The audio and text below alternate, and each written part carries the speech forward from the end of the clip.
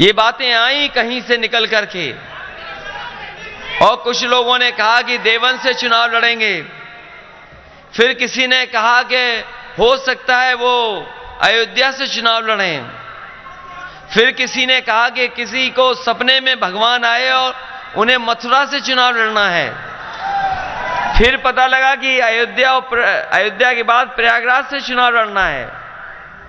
लेकिन वो चुनाव कहीं से नहीं लड़े, उन्हें अपने घर से चुनाव लड़ना पड़ रहा है। जो चुनाव से पहले अपने घर पहुंच गया हो, जो वोट पड़ने से पहले अपने घर गोरखपुर पहुंच गया हो, तो बताओ 10 मार्च को उन्हें गोरखपुर में भेज दोगे कि नहीं भेजोगे वापस?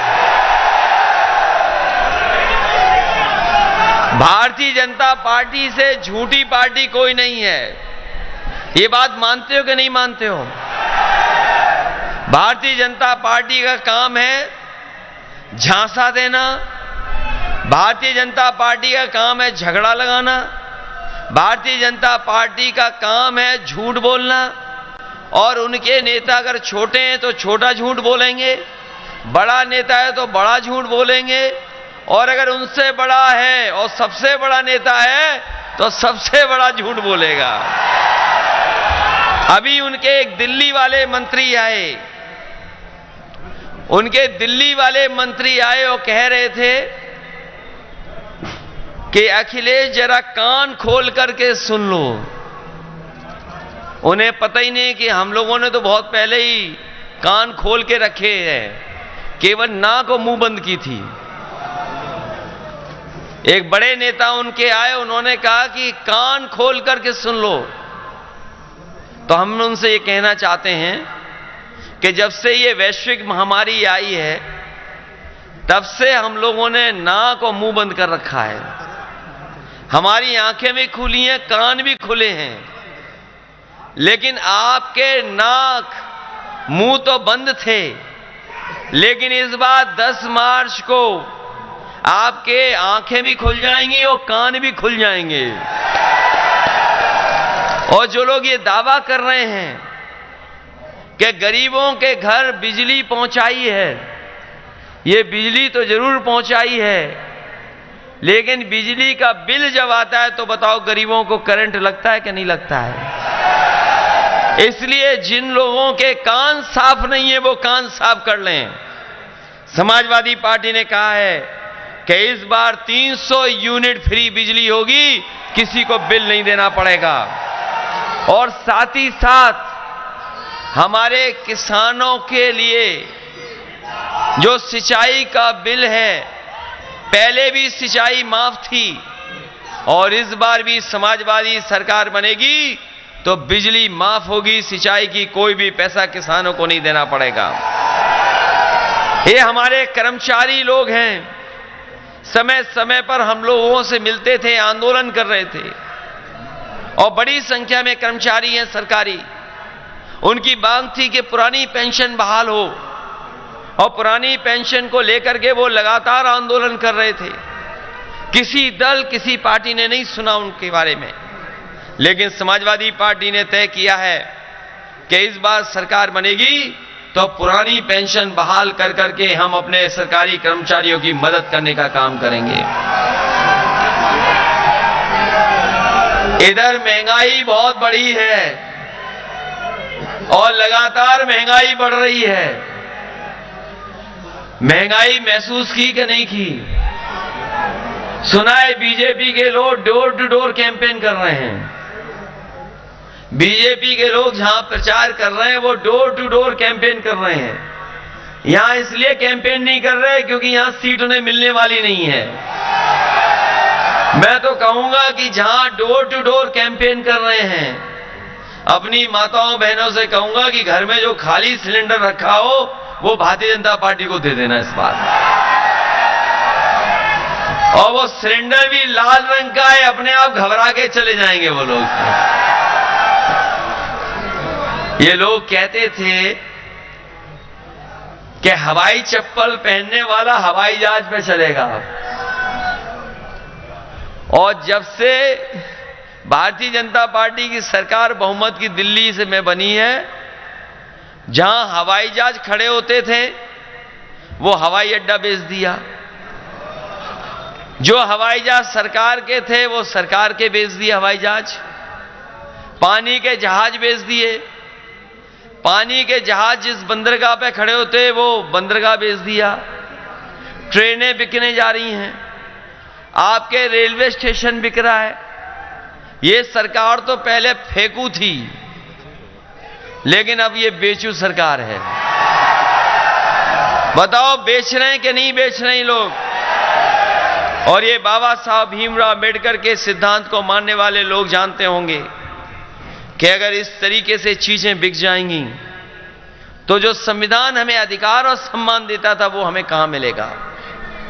ये अधिकार और सम्मान पाने का भी चुनाव है, जहां ये उत्तर प्रदेश को बचाने का चुनाव है, वहीं ये चुनाव इस बात के लिए भी है कि संविधान बचेगा कि नहीं बचेगा, लोकतंत्र बचेगा कि नहीं बचेगा। मुझे याद है जब मैं 2017 के वोट मांगने आया था, उस समय मैंने कहा था कि नोटबंदी से कोई भ्रष्टाचार खत्म होने वाला नहीं है, न काला कानून न काला धन वापस आएगा। और भारतीय जनता पार्टी के लोग कह रहे थे कि नोटबंदी से भ्रष्टाचार भी खत्म हो जाएगा और काला धन भी वापस आ जाएगा। बताओ इतने साल गुजर गए, 5 साल, क्या भ्रष्टाचार खत्म हो गया? क्या काला धन वापस आ गया? और उस समय भी मैं कह रहा था, आज भी कह रहा हूं कि रुपए में काला सफेद नहीं होता। अगर कोई चीज काली सफेद होती है तो वो हमारे आपके लेन देन में काला सफेद होता है। लेकिन रुपया इन्होंने बंद कर करके हमारे व्यापारियों को, कारोबारियों को और काम करने वाले कारीगरों को उस समय परेशानी में डाला और परेशानी से उभर नहीं पाया हमारा कारोबार। इन्होंने जीएसटी लगा दी और जीएसटी ऐसी लगाई कि लोग समझ ही नहीं पा रहे हैं जीएसटी है क्या। अगर हमारे व्यापारी नहीं समझ पा रहे, न जाने कितने संशोधन हो चुके हैं।